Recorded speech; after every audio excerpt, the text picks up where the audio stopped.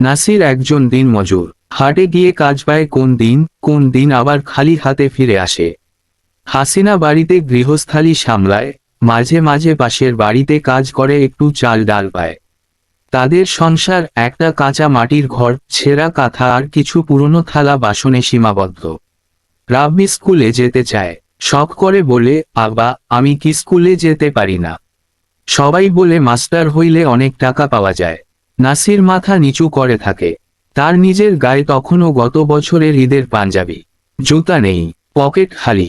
পড়বি রে, একদিন তুইও পড়বি, কিন্তু এইবার তোদের খাওয়াতেই কষ্ট হয় মা।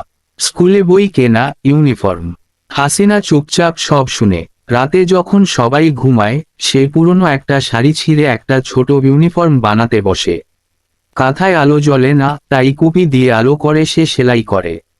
একদিন হঠাৎ পাশের এনজিওর এক বোন আসে, বলে, আপনার ছেলেকে আমরা স্কুলে ভর্তি করিয়ে দেব।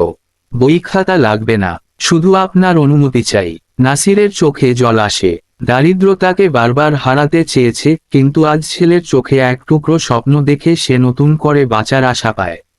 সেই দিন রাতে রাব্বি জিজ্ঞেস করে, আব্বা তুমি এত চুপ কেন? নাসির মাথায় হাত রেখে বলে, আমার স্বপ্ন তোদের চোখে দেখতাছি রে বাপ। এই ছেঁড়া কাঁথার নিচেই হয়তো একদিন তুই আকাশ ছবি। Dash dash dash. গল্পের বার্তা।